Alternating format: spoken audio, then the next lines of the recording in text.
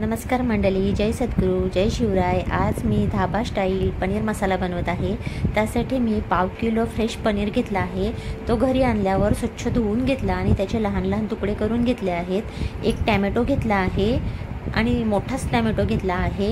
1/2 kilo पनीरचा आपल्याला पनीर मसाला बनवायचा आहे आणि 2 मोठे कांदे घेतले आहेत। माझ्याकडे मोठे कांदे नव्हते म्हणून मी 4 लहान कांदे कट करून घेतले आहेत। आता याचा मी मसाला बनवून घेते। कढईमध्ये तेल घालून मी कांदा परतून घेते आणि त्यावरच टोमॅटो पण घालते। टोमॅटो 4-5 लसणाच्या पाकळ्या, 1 इंच आला आणि 2 मिरच्या। तुम्हाला थोडं तिखट हवं असेल तर मिरची थोडी ॲड करू शकता। आणि हे लाल कलरचं होतपर्यंत मी व्यवस्थित असं परतून घेतलं आहे। बघा आता कसं। आणि याच्यात आपण पेस्ट बनवून घेऊया। मिक्सरच्या भांड्यात घालते। हे मिश्रण गरम आहे तोवरच लगेच मिक्सर चालू नका, थंड झाल्यावरच घाला। आणि त्याच्यात मी 7-8 काजू घातले आहे। आता ही पेस्ट मी दुसऱ्या भांड्यात 2 मोठे चमचे तेल घातले आहे, त्याच्यात ही पेस्ट घालते आणि पेस्ट व्यवस्थित परतून घेते। तेल सुटेपर्यंत ही पेस्ट आपण तेलात परतून घ्या। पनीर म्हटलं की लहान मुलांना तर खूप आवडतो। मग त्याचा तुम्ही पनीर मसाला बनवा, पालक पनीर बनवा, पनीर चिली बनवा, आणखी किती प्रकार बनवा, मुलं पनीर आवडीनेच खातात। मी अर्धा चमचा हळद टाकला आहे, 1 ते 1.5 चमचा आमचा घरचा मसाला घातला आहे।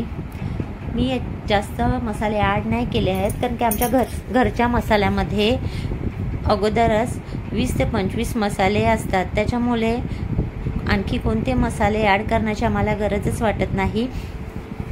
आणि थोडासा मी अर्धा चमचा गरम मसाला घातला आहे। आता जे वाटणाचं पाणी आहे तेच मी यात घातलं आहे आणि आपल्याला जेवढी ग्रेव्ही पाहिजे तेवढं तुम्ही थोडं पाणी घाला। फ्रेश क्रीम घातला आहे मी 1 छोटी वाटी। क्रीम घातल्यामुळे भाजीला खूप छान टेस्ट येते, एकदम धाबा स्टाईल भाजी बनून जाते। आता व्यवस्थित हे सगळं मिक्स करून घ्या। मी बनवलेली रेसिपी तुम्हाला आवडत असेल तर चॅनलला सबस्क्राईब नक्की करा आणि शेअर करायला विसरू नका।